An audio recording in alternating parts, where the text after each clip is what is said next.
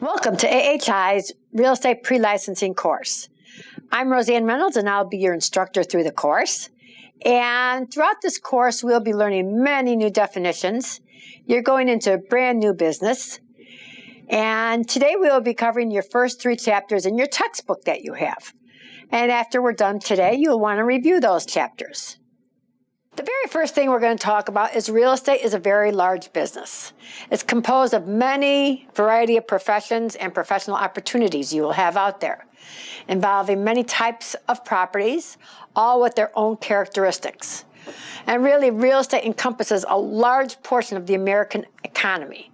Any place you go, anybody you talk to, you can always talk real estate. Somebody always wants to buy or sell or lease or rent. You are entering into a very good business. First thing we're going to talk about, that what you are studying at home, is real estate licenses. In Illinois, there are 4 different types of real estate licenses. One is a leasing agent, which we'll be talking about. Another is a broker, managing broker, and a sponsoring broker. So let's take a look and see what's the difference between those 4. A leasing agent license is restricted to leasing residential property only. Later on in the course, we'll be talking more in depth on many of these items. A broker's license, which most of you are going for, is the entry-level license for selling and leasing any type of real estate: commercial, farmland, residential, apartment buildings, shopping center, any type. And then a managing broker's license is required to manage an office or to self-sponsor a license. And then a sponsoring broker is the license required for the office as an entity, such as a corporation, LLC, or partnership. ABC Realty Incorporated, they're the sponsoring broker, and they hire Rozanne Reynolds, your instructor, to manage it. I'm the managing broker. Sometimes they can be both the same. I can have a double identity. I can be the managing broker, plus I could be the sponsoring broker, because I can hold my own license. I can sponsor my own license. But if I have Roz Realty, well, then I need to have a sponsoring broker's license. So those are 2 confusing terms that are still confusing even once you have your license. Tell you there are many types of property that you can basically sell with that license or lease. Throughout this course, we're going to be talking about residential. That's all property used for single-family or multifamily housing, whether urban, suburban, or rural areas. You do have a residential house on a farmland. And then we're going to talk about commercial. That has to do with businesses such as office spaces, shopping centers, the shopping mall, parking lots. Industrial is another type of property we're going to be talking about, which is warehouses, factories, vacant land in industrial areas, power plants.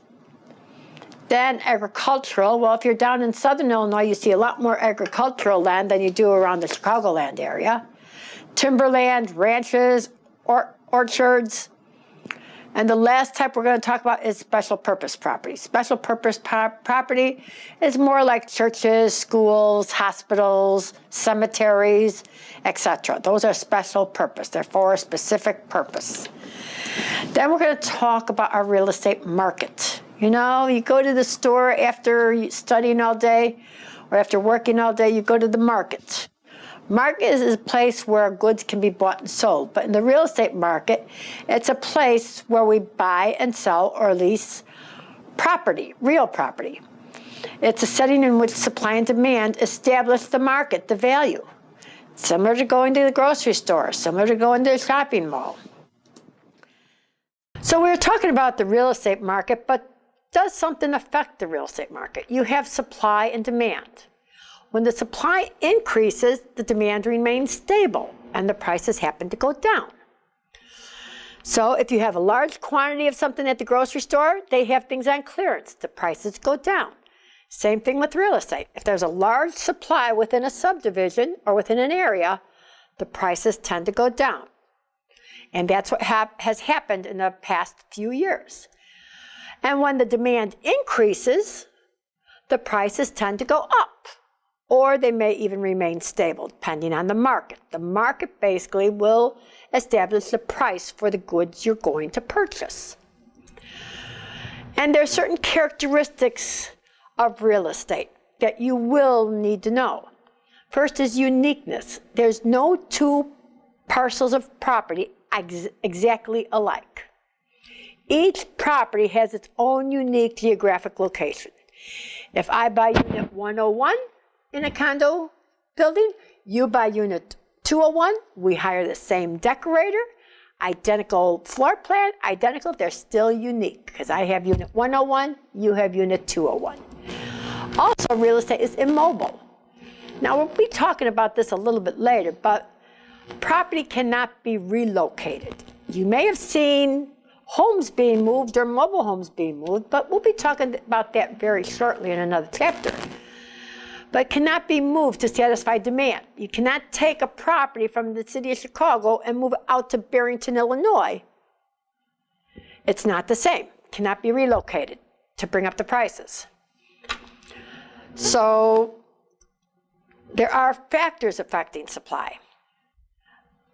Labor forces, construction costs, government controls, financial policies. First factor we're going to talk about is labor forces and construction costs. Increased labor and construction costs may basically make new construction prices go up. If the drywall workers went on strike, what do you think? Do you think the prices of the new construction may go up because the drywall is becoming more and more scarce? So the labor forces, construction costs will affect the supply and will affect the prices. Government controls and financial policies. This is something we've been working through in the past few years. Monetary policies, local and state federal government actions, and actions of the Federal Reserve Board. And also other factors affecting supply, population. If a brand new company was moving into the area you lived in, bringing in 200 brand new employees, what do you think about the property for sale? They're relocating 200 employees, so that would mean the prices would probably go up. If a large company closed down, that would affect, because so many people are out of a job today, that would affect the prices to go down. Demographics, employment, and wage levels. Population, as I talked about, demand for housing grows with the population. I already talked about the demographics, okay? Characteristics that describes the population. Factors determine the quantity and type of housing in your community. Employment wage levels. As I said, if a new company, if Amazon was moving in, building a brand new factory, a mile away from your property, your subdivision, guess what's gonna happen? And they're moving in 500 employees. The properties on the market would have a tendency of the prices to go up. Throughout real estate, as you're in the business, and this is a business you are starting, you will be running across certain organizations that you can become affiliated with. First major one is your National Association of Realtors, also known as NAR. Okay? Many of you think a realtor and a real estate licensee is the same thing. They're not.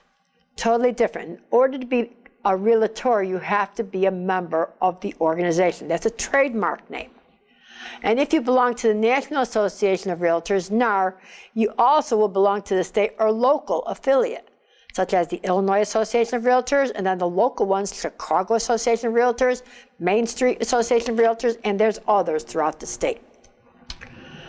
As I said, the term realtor is a trademark name, and it is a violation of your real estate license law to use the term realtor if you are not a member. If your sponsoring broker is a member of the organization, you must become a member of the organization.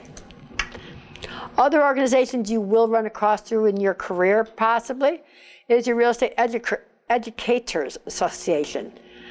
Real Estate Educators Association, that's a national for all the educators that educate licensees like you. And then you have your Illinois, the Association of Illinois Real Estate Educators, ARI, it's also known as. ARI is all the educators in Illinois getting together, and here you are lucky because you have one who was basically the Educator of the Year in the past. And we also have Real Estate Buyers Agent Council if you specialize with buyer agency totally, or National Association of Exclusive Buyer Agency.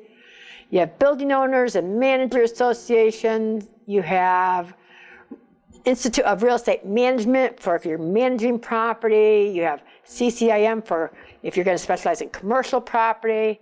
And it goes on and on and on. It's always better to be a member of an association. You get additional education and to specialize in certain fields you're going to go into in real estate.